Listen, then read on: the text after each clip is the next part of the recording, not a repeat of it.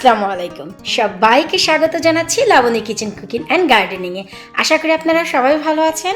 আলহামদুলিল্লাহ, আমিও অনেক ভালো আছি। আজ আপনাদের জন্য থাকছে অ্যালোভেরা গাছের খুবই গুরুত্বপূর্ণ দুটি টিপস। অনেক লাভলি ভিউয়ার্সের রিকোয়েস্টে আজকে এই ভিডিও। সবার বাসায় অ্যালোভেরা গাছ আছে, কিন্তু অনেক ধরনের সমস্যা তারা ফেস করছে। ভাবলাম যে এত প্রশ্ন এসেছে আমার কাছে, অনেক কমেন্ট বা অনেক প্রশ্ন এসে জমেছে, তার সব উত্তর দেওয়ার সময় হয়ে গেছে। আর সত্যি কথা বলতে কি, আমার নিজেরও অ্যালোভেরা গাছের কিছুটা যত্নের প্রয়োজন, তাই ভাবলাম যত্ন করতে করতে আপনাদের সাথে একটু গল্প করা যাক। তো চলুন, আমি শুরুতেই যেই টিপসটি আপনাদের সাথে বলছি তা হচ্ছে যে অনেকেই আমাকে প্রশ্ন করেছেন যে আপু, আমাদের ঘরে অ্যালোভেরা গাছ আছে, কিন্তু গাছের যে ডগাগুলো তা অনেকটাই থিন বা পাতলা হয়ে যাচ্ছে, অনেক বেশি চিকন হয়ে যাচ্ছে। এর কারণ কি?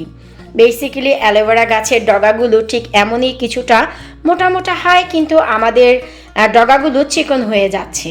তো আমি এটা বলবো যে এটার যে মূল কারণ তা হচ্ছে অনেক সময় দেখা যায় যে অ্যালোভেরা গাছে এনাফ পরিমাণে পানি থাকে না, তাই এই যে ডগাগুলো অনেক সময় চিকন হয়ে যায়। শুধু তাই নয়, আবার দেখা যায় যে অনেক পানি দেওয়ার পরেও এই ডগাগুলো চিকন থাকে। তার কারণ কি? তার কারণ হচ্ছে অ্যালোভেরা গাছের জন্য, তবে সেই পটটি খুবই ছোট, তাই আপনাদের একটু বুঝে একটু বড় পটে এই গাছটি লাগাতে হবে, যেন পানি পরিমাণ মতন পেলে এই ডগাগুলো পুরোপুরি মোটা থাকে, চিকন হয়ে না যায়।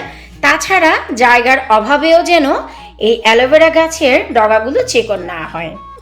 এই ছিল প্রথম টিপস আপনাদের জন্য, যে কেন অ্যালোভেরা গাছটি চিকন হয়ে যাচ্ছে। আশা করি আপনারা বুঝতে পেরেছেন।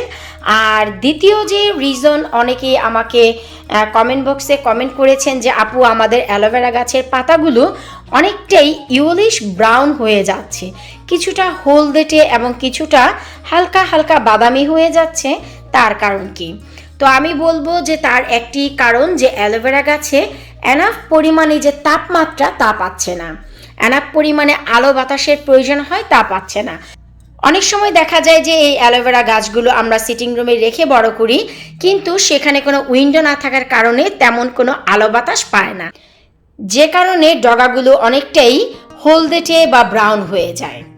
তো আশা করব যারা প্রশ্নগুলো করেছেন তারা বুঝতে পেরেছেন যে কেন অ্যালোভেরা গাছ হলুদ বা ব্রাউন হয়ে যায় এবং কেন ডগাগুলো চিকন হয়ে যায়।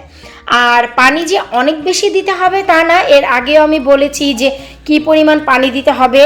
আর ঠান্ডার ভিতর বিশেষ করে যে অ্যালোভেরা গাছে পানি খুবই কম লাগে, যেমন আমার এ পটে পানির প্রয়োজন আছে। ভাবলাম আপনাদের সাথে গল্প করতে করতে আমি নিজেও আমার এই পটে পানি দিয়ে দিই। আমি এখানে অ্যারাউন্ড 500 ml পানি দিয়ে দিচ্ছি, পুরোপুরি আধা কেজি পানি আমি এখানে দিয়ে দিলাম, কারণ আমার এই পট অনুযায়ী আমি নিজেও জানি যে কতটুকু পানির প্রয়োজন আছে এই গাছের জন্য। আর এই যে আমার কিছু কিছু পাতা দেখতে পাচ্ছেন যে অনেকটা হলদে হলদে লাগছে, আসলে তা নয়, এগুলো হচ্ছে নতুন ডগা ছাড়ছে।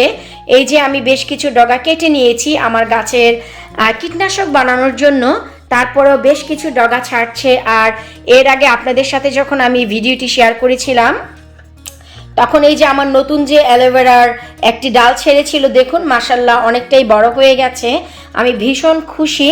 তো শীতের ভিতর অ্যালোভেরা গাছের এই যত্ন, আর তেমন কোনো যত্ন নেই। আশা করব যাদের প্রশ্নগুলো ছিল তারা তাদের উত্তর পেয়ে গেছেন, যে অ্যালোভেরা গাছ কেন চিকন হয়ে যায় বা কেন হলদেটে হয়ে যায়। তারপরেও আপনাদের যদি কোনো আরও নতুন প্রশ্ন থাকে, নতুন কিছু জানার ইচ্ছা থাকে, অবশ্যই কমেন্ট বক্সে কমেন্ট করবেন, আমি প্রত্যেকটি কমেন্টের উত্তর দেব। বিদায় নিচ্ছি আজকের মতো, আল্লাহ হাফিজ।